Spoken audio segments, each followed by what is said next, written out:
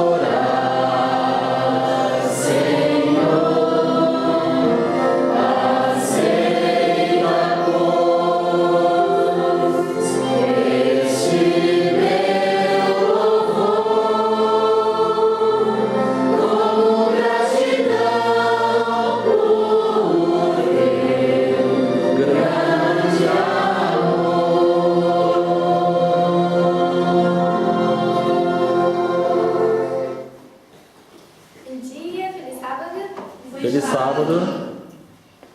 Quero dar boas-vindas a cada um de vocês, sejam bem-vindos na casa de Deus, que possam estar sempre aqui, que Deus possa falar nos nossos corações também. Quero dar boas-vindas às nossas visitas, especialmente a Rafaela. A gente tem aqui uma lembrancinha para você. Sejam bem-vindas, venham sempre. Estamos muito felizes com a tua presença. E também o Edmar, que ele já veio sábado passado, mas a gente não deu a lembrança, hoje a gente tem uma lembrança também. Seja bem-vindo, esteja sempre presente aqui na casa de Deus. Para dar início ao culto, tem uma música que se chama Vim para Adorar-te, só que ela está em playback. Mas não sou só eu que vou cantar, não, vocês também vão cantar. Vai ter a letra do vídeo, então vamos realmente adorar o nome de Deus cantando essa música.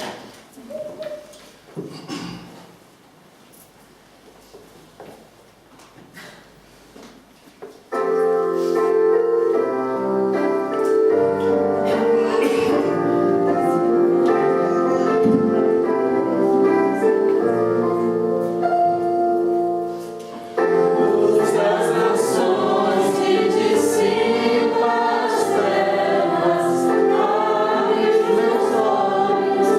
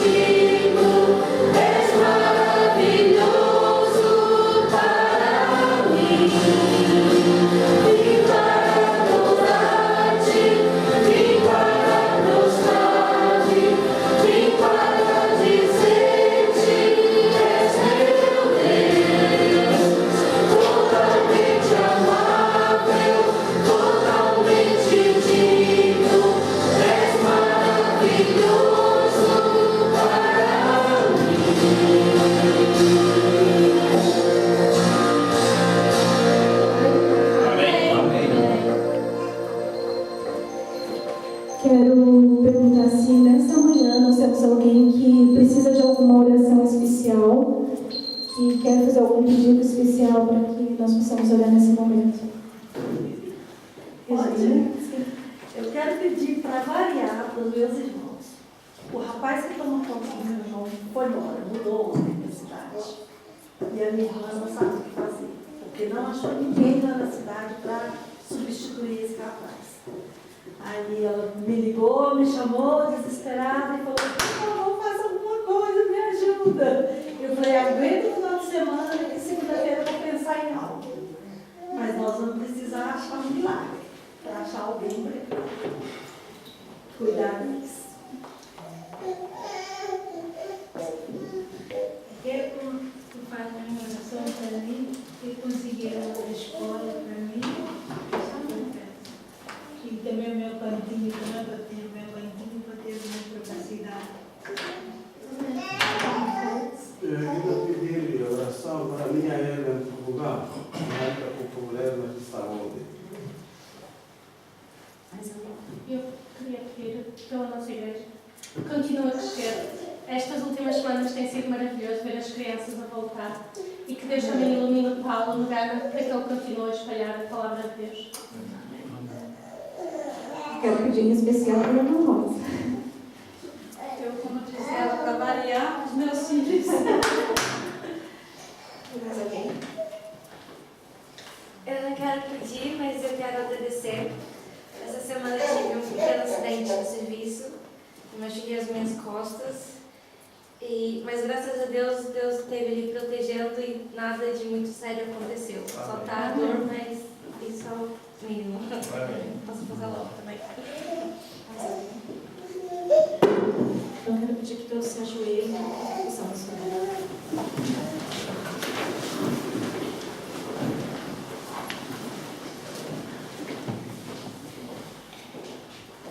Meu Deus, estamos em tua presença porque tu és o nosso Deus. Tu és um Deus digno de todo louvor, de toda glória. Estamos aqui para te louvar e dizer o teu santo nome, Senhor. Mas tu sabes, Senhor, que enquanto estivermos nesse mundo, ainda vamos sofrer muito pelas consequências do pecado e de todas as coisas.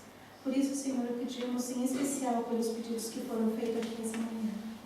Que tu possas, Senhor, atender a cada um segundo a sua necessidade, segundo a tua vontade, Senhor, segundo os méritos de cada um, Senhor. Sabemos, Senhor, que nós não merecemos nada de ti, mas pedimos a ti, Senhor, porque tu és o nosso Deus, tu és o nosso maravilhoso conselheiro, o nosso Pai. Então pedimos, Senhor, que cada um dos pedidos e dos agradecimentos que foram feitos aqui cheguem ao teu trono de graça e possam ser ouvidos por ti e atendidos segundo a tua vontade.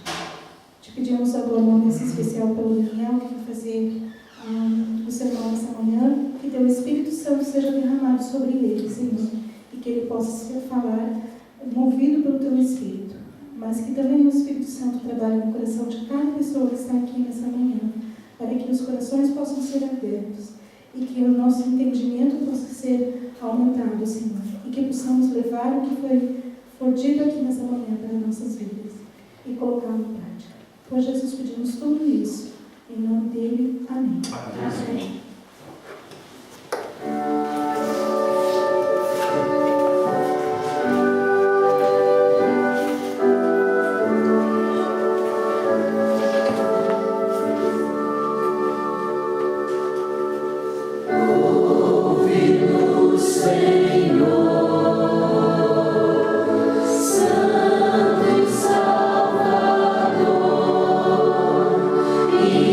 Inclina-te.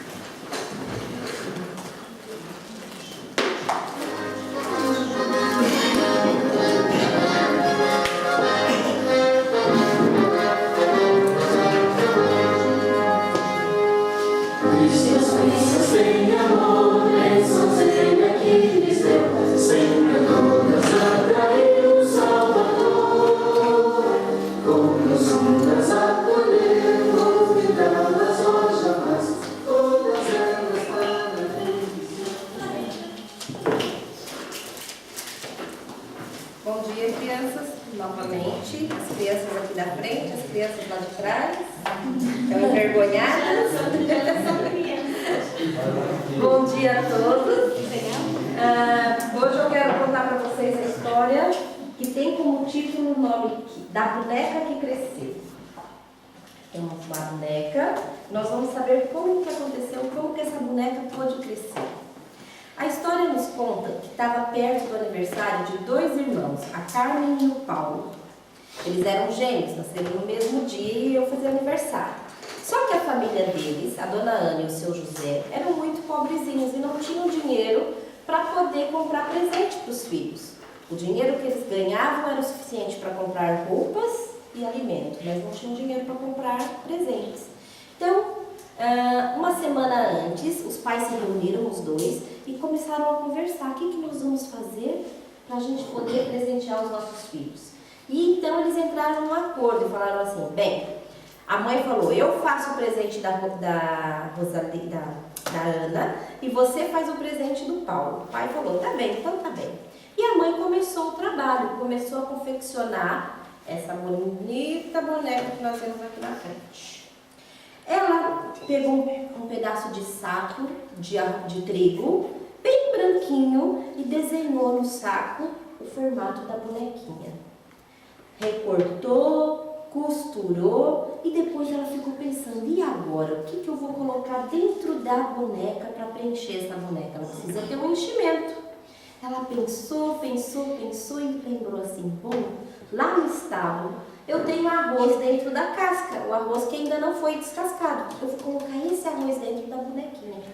E ela foi lá, pegou o arroz, preencheu toda a bonequinha, costurou a parte por onde ela colocou o arroz, depois pegou um pedaço de tecido de um vestido da Ana, que tinha sobrado, e fez um vestidinho para a boneca, pintou os olhinhos, cortou um pedaço da cauda do cavalo, fez o cabelinho, fez o sapatinho com um pedaço de couro de uma carteira velha que ela tinha e pronto. A boneca de Ana estava pronta. Então, ela mostrou para o marido, mostrou para o José, olha, o presente da Ana já está pronto. E o que você fez para o Paulo? E o pai, então, falou assim, olha, eu vou fazer hoje mesmo. Sabe o que eu vou fazer? Aqui, eu esqueci de mostrar. A mãe fazendo a bonequinha. Ele falou assim, eu vou lá atrás da nossa casa, vou pegar um pedaço de cipó e vou fazer um arco e flecha. Ele vai gostar, eu sei que os meninos gostam dessas coisas. E ele correu lá atrás, pegou um pedaço de pau e começou a trabalhar naquele pau. No mesmo dia, ele fez o arco e flecha para o Paulo.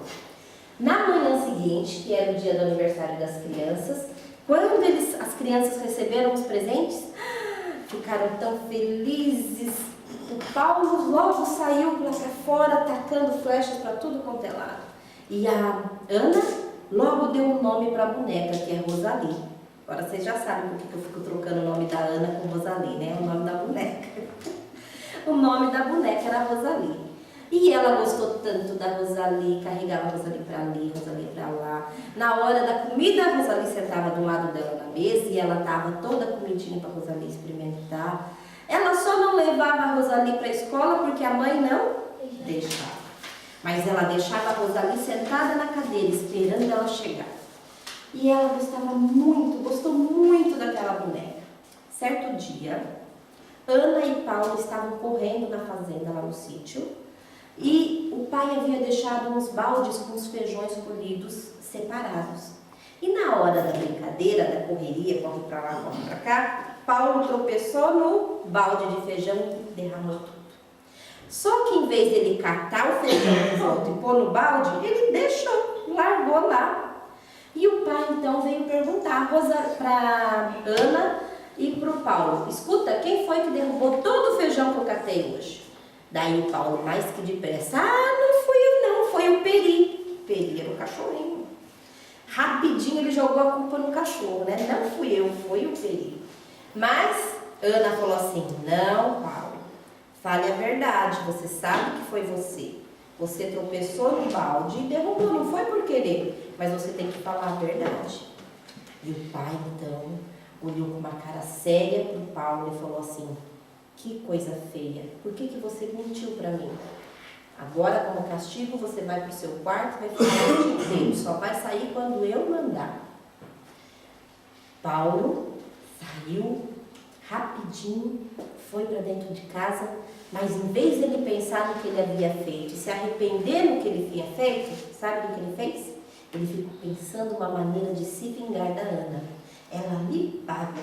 Onde já se viu me entregar desse jeito para o meu pai e eu agora tenho que ficar de castigo? Vou me vingar dela. E ele começou a procurar alguma coisa para se vingar da Ana.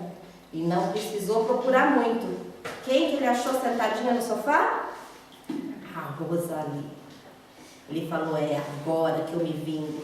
Pegou a Rosalie, correu para trás da casa sem a mãe e o pai ver, enterrou, fez um buraco, enterrou a Rosalie lá e pisou bem em cima da terra e falou assim, agora ela vai ver o que é bom. Ela vai ficar sem a melhor amiga dela e assim eu estou vingado. Entrou para dentro de casa e fingiu que nada havia acontecido. Quando Ana voltou, começou a procurar. Onde está a Rosalie? Onde está a Rosalie? Pergunta para a mãe, pergunta para o pai, pergunta, Paulo, onde está a Rosalie? Paulo, eu não sei, você não cuida das suas coisas, não vem me perguntar. Ela falou, mas você sabe que eu deixo ela aqui. Não peguei nada, não quero saber. E não falou onde tinha colocado a boneca. Mas um dia, pelo sábado de manhã, eles foram à igreja. E o pastor começou a falar, a pregar sobre o pecado. E citou uma passagem da Bíblia que diz assim, vocês não irão fugir dos seus pecados. Eu tenho aqui a passagem, quer ver? Aí que eu falo para vocês. Números 32, 23. Vocês não escaparão do pecado cometido. Paulo estava sentado lá, até abaixou assim na cadeira, né? Ele falou assim, será que o pastor sabe o que eu fiz com a boneca?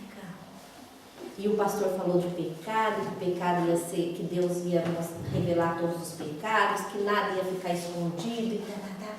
Mas, depois que acabou o culto, ele foi para casa e falou assim, já passaram várias semanas, ninguém vai descobrir não, ninguém, e já estão até esquecendo da Rosalie, eu não vou falar nada, vou ficar bem quietinho. Só que ele não contava que naquela mesma tarde de sábado, o vizinho vinha visitá-los. E quando o vizinho chegou, em vez de chegar pela frente da casa, veio nos fundos da casa. O vizinho chegou, olhou e viu uma coisa esquisita atrás da casa e falou assim, porque lá no Brasil a gente fala que é o compadre, né? E compadre, o que você plantou lá atrás da sua casa? Ele falou assim, eu não plantei nada não. Plantou sim, tá nascendo um negócio esquisito lá, tem um formato diferente. O que você plantou lá? Ele falou assim, eu não plantei nada, mas vamos lá ver. E foram lá todo mundo, a mãe, a Ana, o Paulo foi também. Quando ele chegou lá, que ele viu o formato da boneca, ele não se conteve, ele falou, a boneca cresceu e se entregou. Todos ficaram sabendo que ele havia enterrado a boneca ali.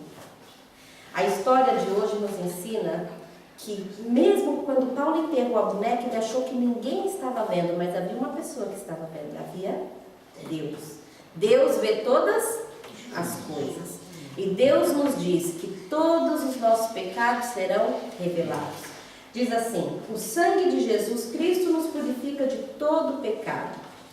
Se nós nos arrependermos das nossas falhas, assim como Paulo se arrependeu depois de ter enterrado a boneca da irmã e de ter mentido para o pai, Deus nos purifica e perdoa todos os nossos pecados. E a Bíblia ainda diz assim, se confessarmos os nossos pecados, Ele é fiel e justo para perdoar os pecados e nos purificar de toda injustiça. Então, quando nós fizermos alguma coisa errada, achar que ninguém está vendo, a gente deve se lembrar de que Deus está vendo, mas que Ele também é muito bom para nos perdoar. Vamos orar então? Querido bom Deus, obrigada pela certeza que o Senhor nos perdoa de todos os nossos pecados. Todo pecado que a gente confessa a Ti e nos arrependemos, o Senhor nos perdoa. Obrigada por essa certeza. Em nome de Jesus. Amém. Amém.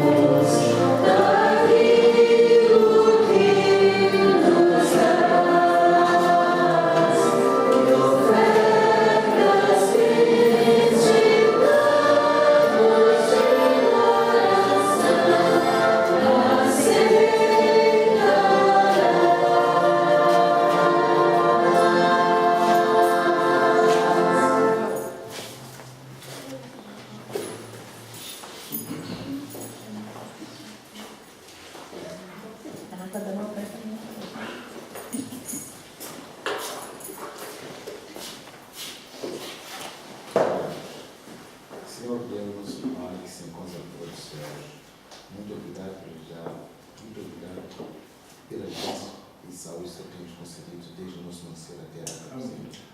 Abençoa esses dízimos e essas ofertas que estão aqui. Abençoa aqueles que deram e aqueles também que não deram. São bens e favores que eu suplico em nome de Jesus. Amém. Amém.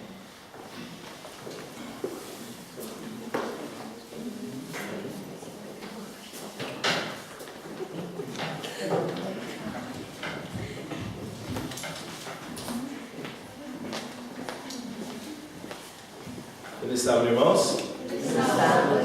Que a paz do nosso Deus esteja com todos nós, que nós possamos realmente estarmos nos deliciando no Senhor, na casa dele, e possamos ouvir a sua voz, que possamos descansar em paz no Senhor, que a mensagem que vos trago nessa manhã é uma mensagem de esperança, é uma mensagem de certeza, mas também é uma mensagem de decisão. Porque o nosso Deus pode todas as coisas. Ele só não pode decidir por nós. Cada um de nós temos a liberdade. Deus colocou em nosso coração o livre arbítrio. Assim como estamos, vamos curvar a fonte mais uma vez para falarmos com Deus. Senhor Deus, agradeço a oportunidade que nos dás de neste momento falarmos sobre Ti, sobre a Tua promessa, sobre a certeza da Sua breve volta. Mas pedimos a Ti encarecidamente, Senhor, uma bênção especial neste momento. Perdoe os meus pecados, perdoe os nossos pecados. Fale através de nós e nos permita vir a Tua palavra para discorrermos sobre a Tua vontade na nossa vida, em nome de Jesus. Amém. Amém. Vou pedir para a Raíssa colocar ali um slide, por favor. E hoje nós vamos ler alguns trechos bíblicos que nos fala sobre adoração. Eu ia fazer a pergunta se alguém tem ideia de que nós íamos pregar hoje ou que iríamos falar nessa manhã, mas já ficou claro pelo hino que cantamos, né? E a questão, uma questão de adoração, uma questão de obediência. Quanto tempo se fala desse assunto? Adoração, obediência ao nosso Deus. Nós vamos ver no decorrer do estudo que desde o início, desde o princípio, Satanás ele vem trabalhando sempre com o mesmo assunto: desviar a sua adoração, colocar o teu foco não nas coisas de Deus, mas nas coisas que Ele fala, na contrafação da verdade. E toda vez que nós abrimos a palavra de Deus, nós vamos usar a palavra de Deus com uma certeza, 100%. Eu disse 100%, não 99%, de certeza que a palavra de Deus é a verdade. Não temos como estudar a palavra de Deus. Não temos como ler os versos que estão aqui descritos, se não tivermos essa certeza. Eu e você precisamos ter a plena certeza de que a palavra de Deus é a verdade. E eu peço que você vá abrindo a sua Bíblia, enquanto ali a nossa parte técnica vai colocando para a gente a tela. Na Bíblia, no livro de Daniel, no capítulo 3, nós vamos ler nos versos de 1 a 6. Enquanto você folheia a sua Bíblia, encontra Daniel, Antigo Testamento, livro de Daniel, no capítulo 3, nos versos de 1 a 6.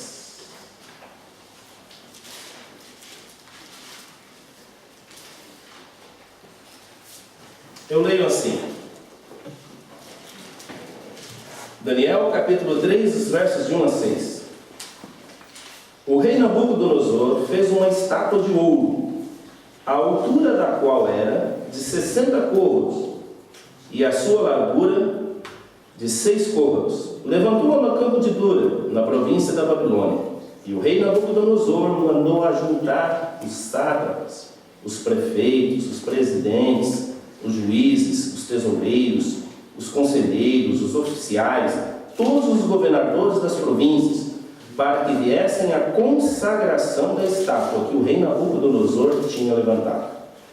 Então se ajuntaram os sátrapas, os prefeitos, os presidentes, os juízes, os tesoureiros, os conselheiros, os oficiais, todos os governadores das províncias para a consagração da estátua que o rei Nabucodonosor tinha levantado. E estavam em pé diante da imagem de Nabucodonosor tinha levantado. E o arauto apregoava pela voz e ordenava a voz: ó povos, nações, gente de todas as línguas, quando ouvirdes o som da buzina, do pífaro, da harpa, da sambuca, do saltério, da gaita, de foles e de toda sorte de música, vos prostrareis e adorareis a imagem de ouro que o rei Nabucodonosor tem levantado. E qualquer que se não prostrar e adorar, será na mesma hora lançado dentro do fogo ardente. Esta imagem que nós vemos ali é uma imagem da Campina de Dura, nos dias atuais. Pela dimensão da imagem, não está bem nítida, não sei, talvez. Você pode ver que há lá ao fundo uma pequena elevação, ok? E o restante, toda a planície. Eu gostaria que você imaginasse essa planície. Essa estátua que o rei Nabucodonosor levantou nessa planície tinha mais ou menos 27 metros de altura, mais ou menos 2,7 metros de largura, o equivalente a um prédio de 10 andares. Ali naquela planície estavam todos os povos, línguas, governadores, presidentes, e ele mandou levantar essa estátua inteira de ouro. E naquela região não tinha como não ver a estátua. De qualquer posição que você estivesse, à direita, à esquerda, por trás, pela frente, você não tinha como não ver essa estátua. Então não tinha desculpa para não se curvar. Ah, eu não curvei porque eu não vi. Não tinha. Por isso que nós dissemos que quando vamos à palavra de Deus, toda vez que abrimos a Bíblia, o cristão, ele tem 100% de verdade. Não tem mais ou menos. Deus é claro quando Ele explica, quando Ele discorre através da sua palavra. E nós podemos ver nesses versos,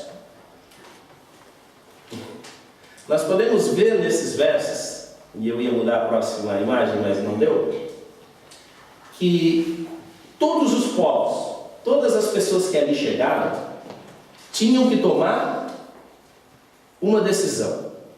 Em primeiro lugar, eu gostaria de, junto com vocês, discorrer essas duas imagens. Alguém vê alguma diferença nas duas imagens? Sim. Material. Qual que é uma das diferenças? De ouro e outro não. Muito bem. Mais uma diferença. Parece a brincadeira dos 7 ou dos 12 erros, né? Tá vendo uma pedra Ah, aqui. tem uma pedra nenhuma e na outra? Não. Não há. O que aconteceu para que nós possamos entender essa questão da adoração?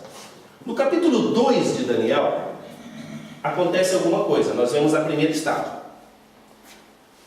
No capítulo 3 de Daniel, nós vemos a segunda estátua.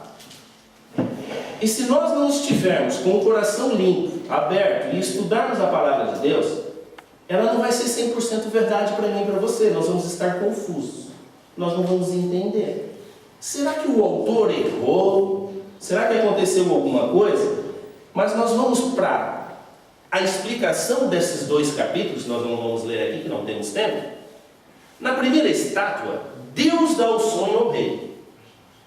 E diz, ele vem descrevendo a cabeça de ouro, o peito de prata e assim por diante. Deus dá esse sonho ao rei Nabucodonosor. E na segunda estátua, o rei Nabucodonosor manda fazer, foi o que nós acabamos de ler. Ele manda construir uma estátua. E por que 6, 60? Qual foi o dia da semana que o homem foi feito? 6º dia. 6 é uma característica do número ou do nome de um homem. Por quê? 7 é o quê? De Deus. Então nós vemos agora que o homem fala, pera lá, essa história está mal. Deus me deu um sonho dizendo que eu sou a cabeça e que ali vem discorrendo todas as épocas dos reinados da Grécia, Medo-Pérsia, Roma, sequentemente. Isso está errado. Eu vou fazer uma estátua inteira de ouro, porque afinal de contas eu sou o rei. Afinal de contas eu sou o homem. Eu devo ser adorado, não Deus. E ele manda construir essa estátua. E a estátua está ali, como nós vimos naquela primeira imagem. Não tem como fugir da verdade. E todas as pessoas têm que tomar uma decisão, uma escolha. Quando ouvires o som da buzina, do pífaro, da carta, o que tem que fazer? Diante. Mas daí nós vemos ali naquele cantinho da estátua que nós temos ali o quê? 3 jovens que não querem se curvar. Eu vou pedir ajuda aqui, que eu já combinei com os meus colaboradores antes do culto, para não passar vergonha aqui na hora, né? Vou pedir ao Zé, por favor, que venha aqui à frente um pouquinho. Eu vou pedir para o Zé aqui, por favor, Zé. Aqui o Zé se prostrar aqui, né, Zé? Faz de conta que a imagem está ali, né? Por favor, se pudesse ajoelhar. Agora eu vou pedir aqui o Rafael que vem me ajudar aqui também. Faça favor, Rafael. Rafael, fica aqui, Rafael, faça favor. Assim, olhando também para a imagem, né? Aí, nós estamos vendo aqui o Rafael que está o quê? Ele está ajoelhado? Não. O Zé está, né? Mas o Rafael está? Ricardo, por favor. Ricardo, por favor. Eu vou pedir que o Ricardo fique aqui agora atrás, né? Ele não conseguiu, ele tem que fazer o quê? Ajoelhar. Ajoelhar, abaixar mais. Por favor, Suzana, pergunta para ele se está confortável essa posição. Não. Fica mais um pouquinho, por favor. Mais um pouquinho. Tá gostoso? Não. Obrigado, Zé. Obrigado, Zé. O cristão, ou a pessoa que estuda a palavra de Deus, ela tem que ter 100% de certeza do que ela vai fazer. Ou ela vai se ajoelhar, ou ela vai ficar em pé, porque tem alguém por aí, ou às vezes eu, que estou tentando achar uma terceira opção, que não existe. Eu resolvi chamar essa terceira opção como opção de em cima do muro, sabe? Quando eu leio a Bíblia, eu tenho um emprego, eu não me prostro, eu guardo o sábado, percebe? Quando está tudo bem na minha vida, Quando as coisas vêm mal, eu já quero me prostrar, eu quero procurar outras soluções para resolver meu problema. Então eu invento uma terceira posição, que é aquela desconfortável, que para Deus não existe essa posição. A palavra de Deus é clara. Todo aquele vai ter que se prostrar ou ficar em pé. Só existe duas decisões. Só existem duas escolhas. Ou você se prostra diante da estátua, ou você fica em pé. Mas só que o verso 6 diz que tem uma consequência. Aquele que não prostrar, o que vai acontecer? Vai ser lançado no fogo. Vamos ler Daniel capítulo 3, versos 19 e 23. O que nos diz ali? Daniel capítulo 3, versos 19 e 23. Diz assim: Então Nabucodonosor se encheu de furor e mudou seu aspecto e semblante contra Sadraque, Mesaque e Abdenego. Falou e ordenou que o fogo se aquecesse 7 vezes mais do que costumava aquecer. E ordenou, o que ele ordenou? Aos homens mais fortes que estavam no seu exército, que atassem Sadraque, Mesaque e Abdenego para os lançarem no fogo ardente. Então aqueles homens foram atados, e as suas capas, os seus calções, os seus chapéus e o seu vestido, e foram lançados dentro do forno de fogo ardente. E porque a palavra do rei apertava, e o fogo estava de sobremaneira quente, o que diz lá? A chama do fogo matou aqueles homens que levantaram Sadraque, Mesaque e Abdenego. E esses 3 homens, Sadraque, Mesaque e Abdenego, caíram matados dentro do fogo da fornalha ardente. Por que eles foram então lançados no fogo? Porque eles não Se prostraram. Qual foi a consequência? Fornalha. A morte, né, para eles. Se hoje nós parássemos aqui o culto e fizéssemos a pergunta para você neste momento: qual posição você está? Ou qual posição você vai ficar? Em pé? Ou ajoelhado? Ou prostrado? Mas lembre-se, se você ficar em pé, desemprego, doença, problemas, dificuldades, talvez até a sua morte. 7 vezes mais de perigo. Não apenas o que você conhece hoje. Está difícil? Imagine 7 vezes pior.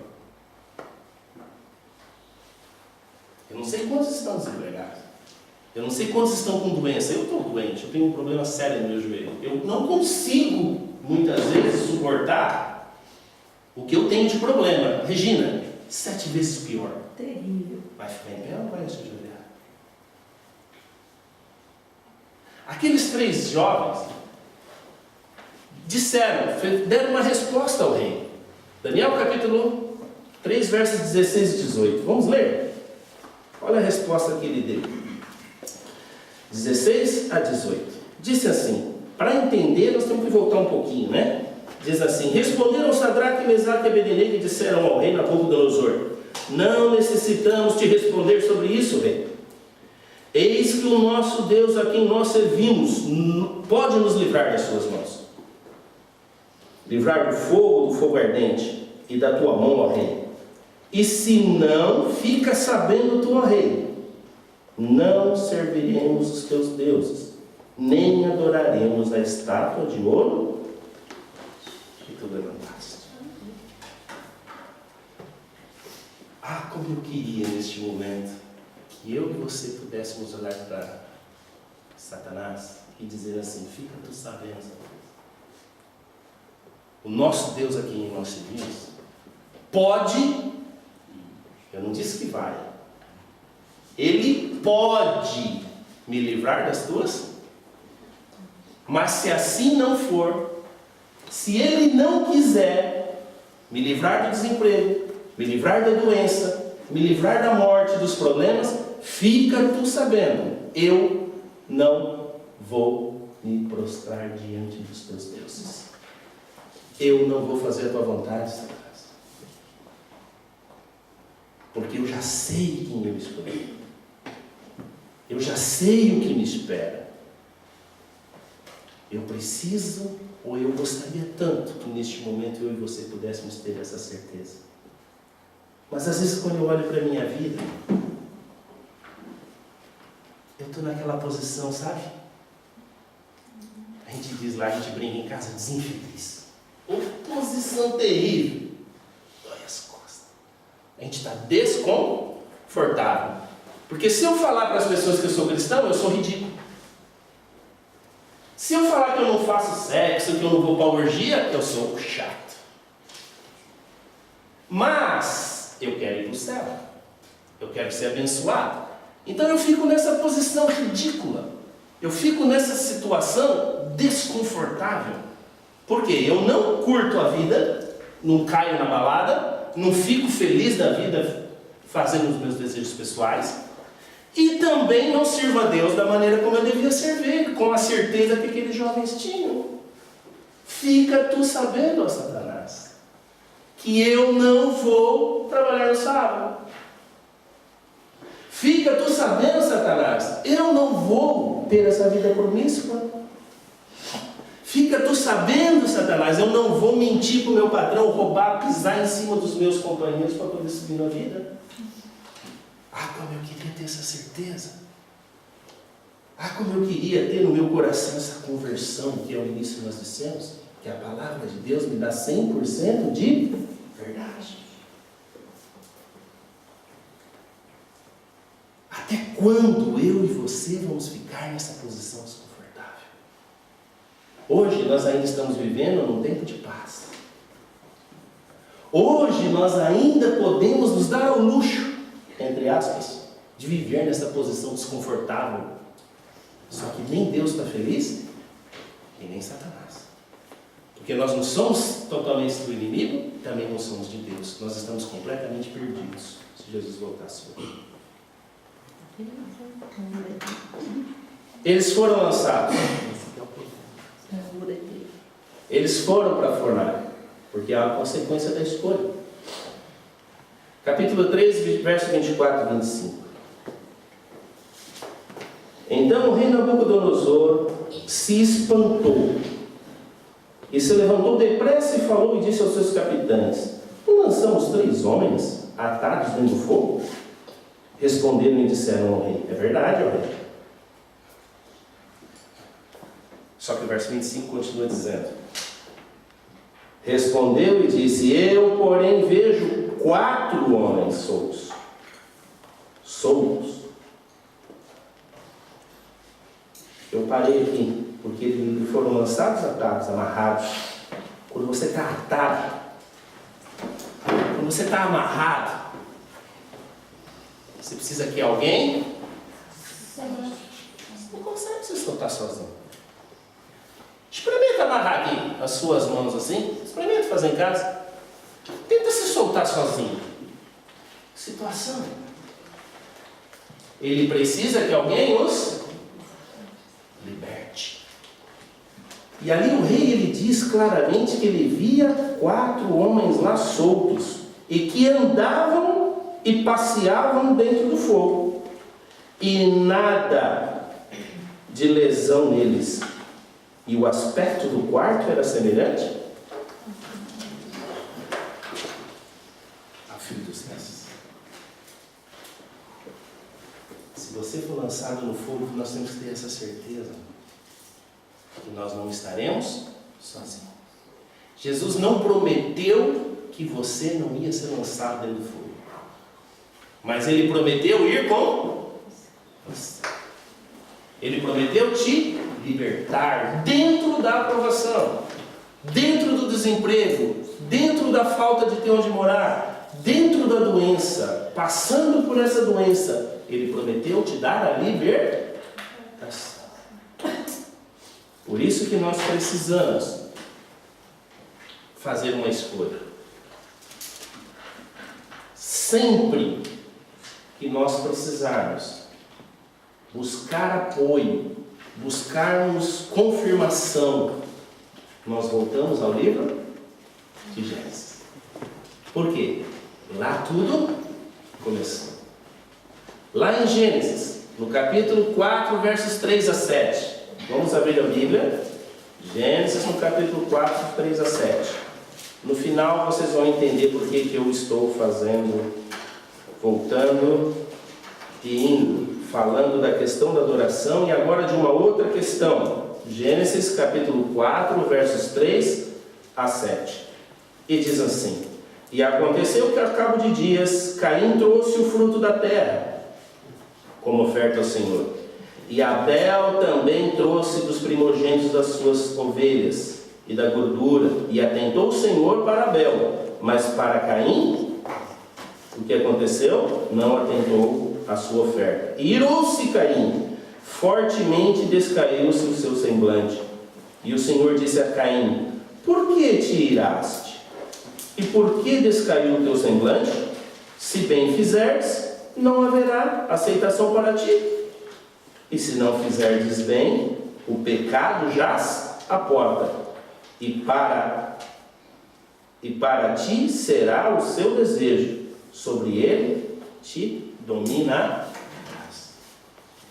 Adoração, obediência. O salário do pecado? Morte. O que Deus pediu? Um cordeiro. Não pediu as frutas. Só que às vezes o cordeiro pode ser um lobo vestido com pele de cordeiro. Eu estou fazendo o meu melhor. Deus vai aceitar. Deus compreende. Ele me conhece melhor que eu mesmo. Eu já estou fazendo tudo que eu posso, o melhor que eu posso. Qual foi a resposta de Deus? Não atentou para a oferta de Caim. Por quê? Não interessa a tua ideia, a tua opinião. Na questão de adoração, de obediência, Deus não está perguntando o que você acha ou deixa de achar. Ele está dizendo: assim diz o Senhor.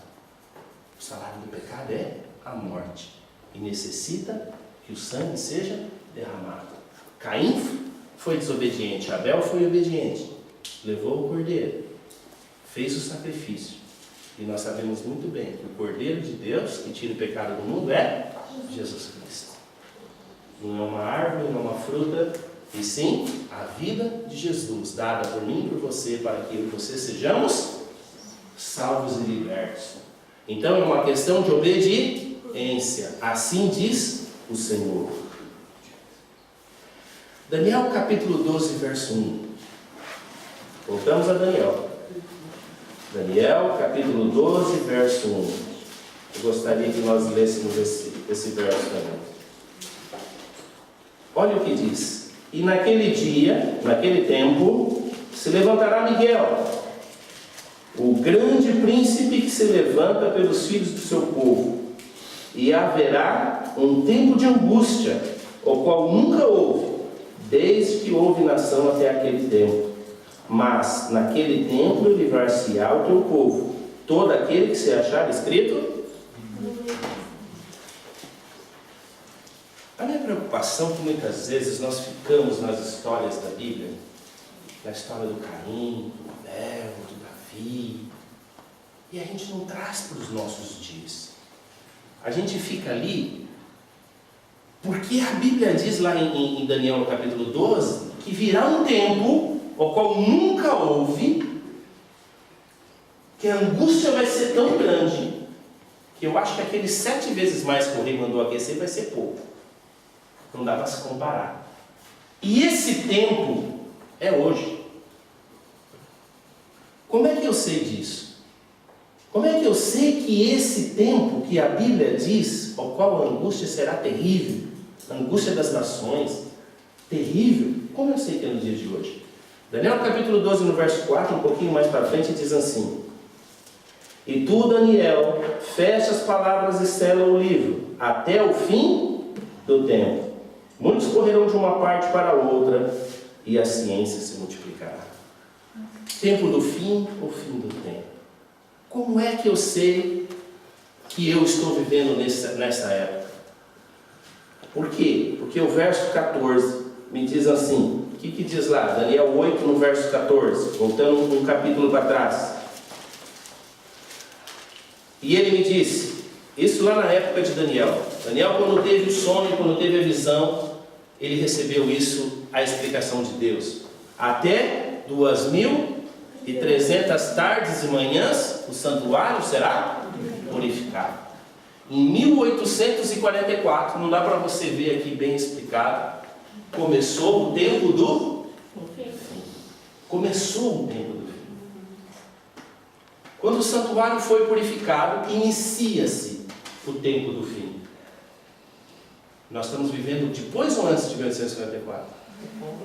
Então nós estamos vivendo no tempo do fim. Não há, irmãos, nenhuma profecia mais na Bíblia após essa. Somente a profecia da volta de Jesus. Não há outra.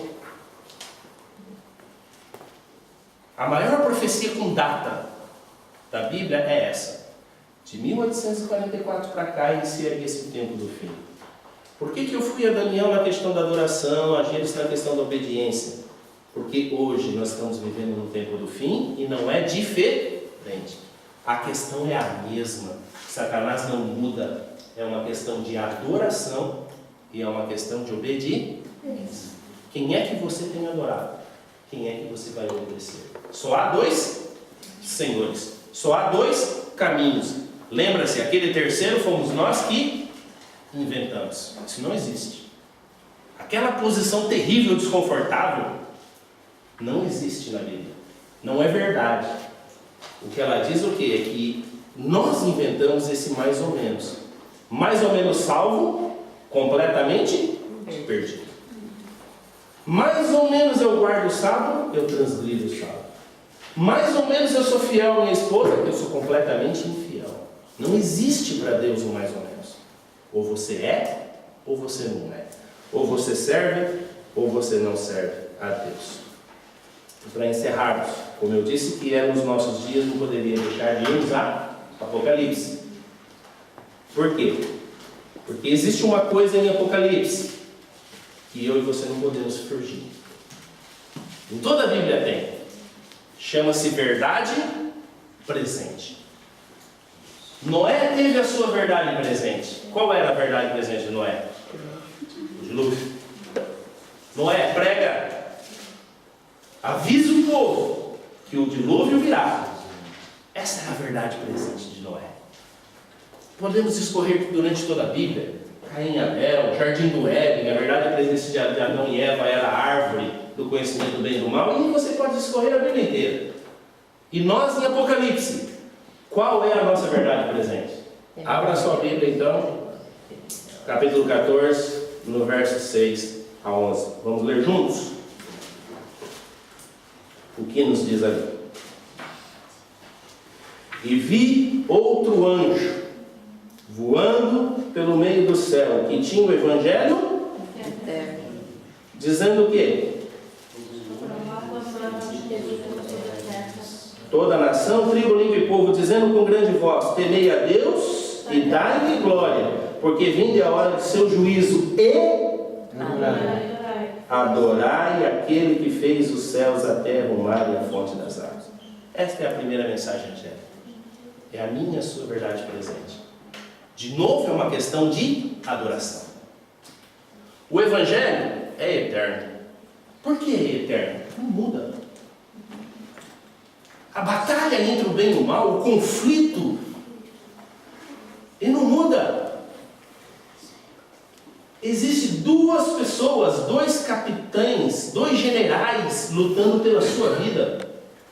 Uma deles é Cristo Jesus, o nosso Senhor, e outra é Satanás. Os dois estão desesperadamente lutando pela sua vida, porque ele quer que você seja convertido para ele, ou para Cristo, ou para Satanás.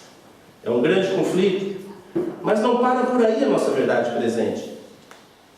E continua nos dizendo, e o outro anjo, porque são 3 mensagens, e o outro anjo seguiu dizendo, caiu, caiu a grande Babilônia, aquela grande cidade que a todas as nações deu de beber do vinho da ira da sua prostituição.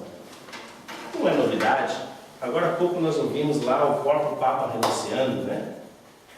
Nós sabemos que a Babilônia, aqui não é uma cidade, não é um lugar, mas sim é um poder, né? Ou seja, é uma confusão, é um engano. A grande prostituta, né, já caiu. Ninguém mais cai nos contozinhos da igreja que ensinou por tanto tempo coisas erradas. Então essa mensagem angélica também é uma verdade. 100% de verdade que eu e você temos que ter no nosso coração para estarmos firmes. Nós não acreditamos nos dogmas, nas tradições que essa igreja vinha pregando. Nós acreditamos na Bíblia, na Palavra de Deus, que desmascara e que mostra toda essa verdade.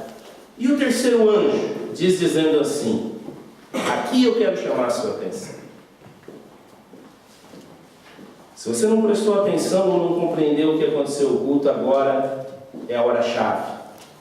Diz assim, no terceira mensagem angélica, e seguiu o terceiro anjo dizendo com grande voz, se alguém adorar a besta e a sua imagem, e receber o sinal na sua testa ou na sua mão, também o tal beberá do vinho da ira de Deus que se deitou, não misturado no cálice da sua ira, e será atormentado com fogo e enxofre diante dos santos anjos e diante do Cordeiro.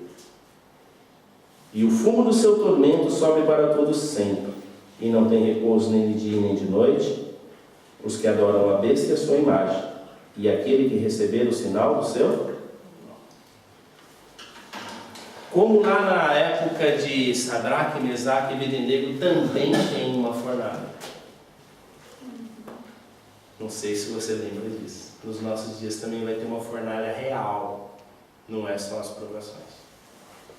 Só que nessa vez, ninguém vai ver o Filho de Deus lá dentro.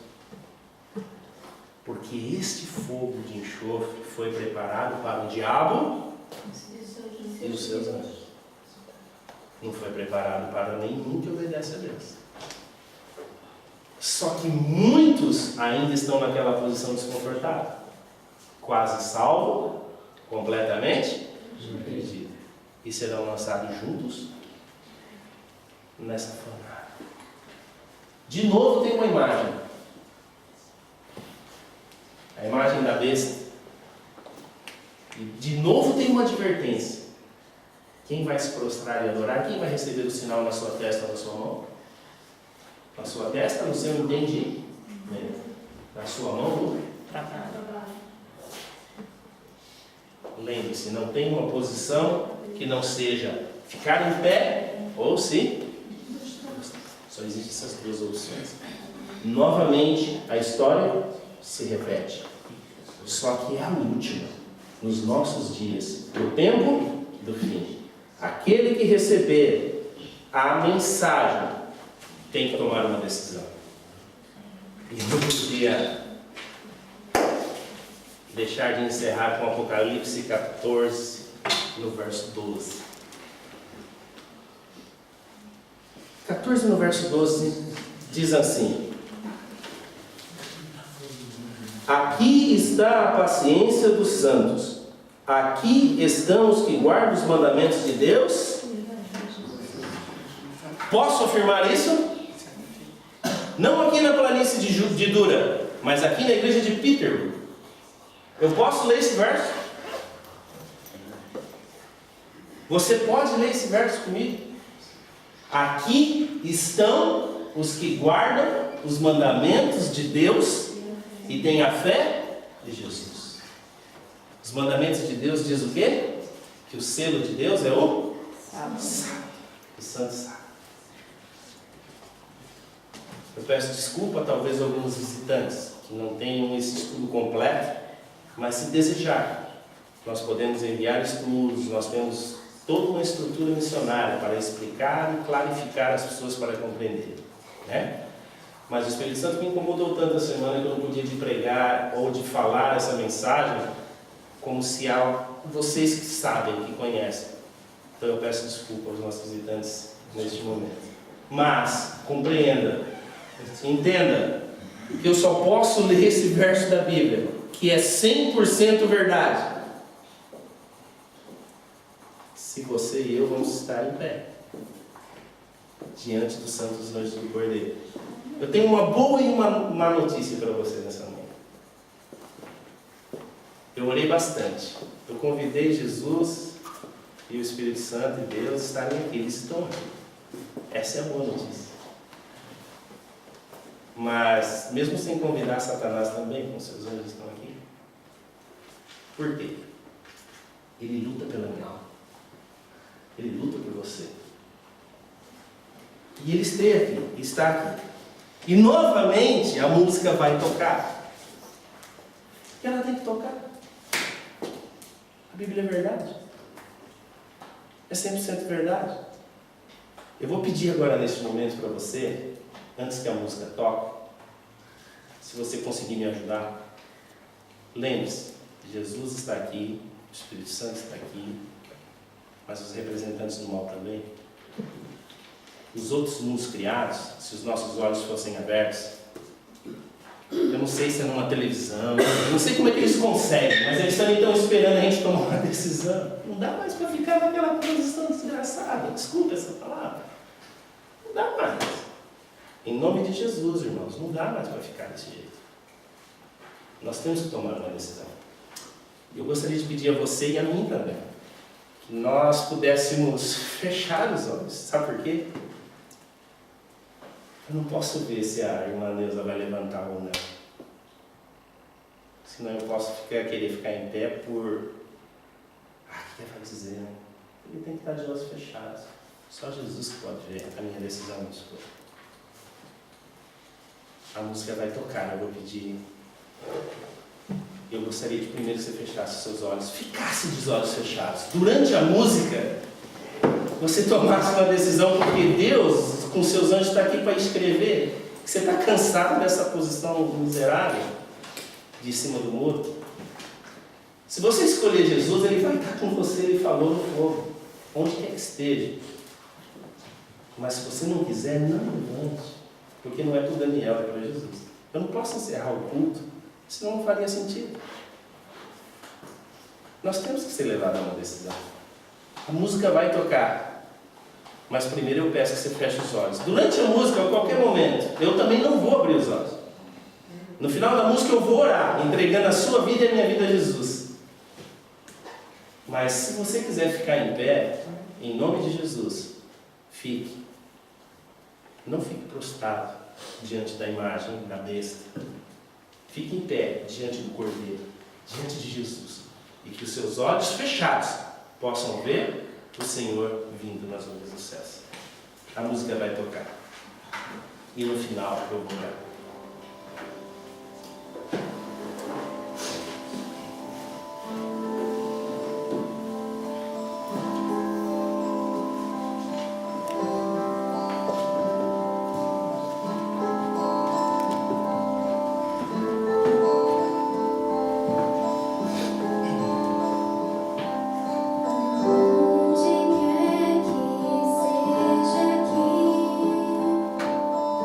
Esconde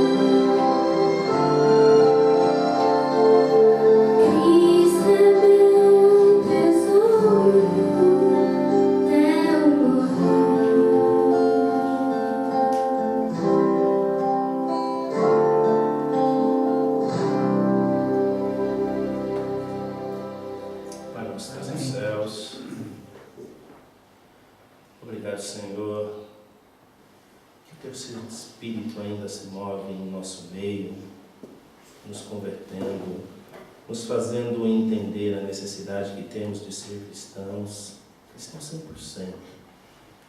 Cristãos que não temem as ameaças do inimigo, porque temos a Ti como nosso Senhor. Ó Deus de amor, o Senhor anotou aqui o nome dos Teus filhos, que nenhum deles venha a faltar, Senhor, naquele dia da Sua volta, e que juntos possamos estar em pé, olhando para Ti e com os braços abertos, dizendo: este é o Senhor a quem nos alegamos, e Ele nos salvará. Eu não sei, Senhor, quanto tempo ainda falta. Eu não sei se hoje, se amanhã, se um ano, um mês. Uma coisa eu tenho certeza, Senhor. O Senhor prometeu que virá, e com certeza um pouquinho de tempo há. O que há de vir virá. Hebreus nos diz essa certeza. Temos certeza que o Senhor virá em breve. Por favor, Senhor, que estejamos preparados. Por favor, Senhor, que como exemplo daqueles jovens que foram animados, que tomaram a decisão através do Seu Espírito, também possamos tomar a decisão de permanecermos em pé diante de Ti e não nos curvarmos diante da imagem da besta e da sua imagem. Que nós não venhamos, Senhor, a tomar a escolha errada. E que de uma vez por todas, Satanás e seus anjos, todos os principados e potestades possam saber claramente de que lado nós estamos. Estamos do Teu lado, Senhor. O nosso Deus, Deus Pai, Deus Filho e Deus Espírito Santo. Escolhemos a Ti como nosso único Deus. Por favor, tenha misericórdia de nós, nos salve e nos mantenha salvos até a Tua volta e por toda a eternidade. Em nome de Jesus eu lhe peço. Amém. Amém.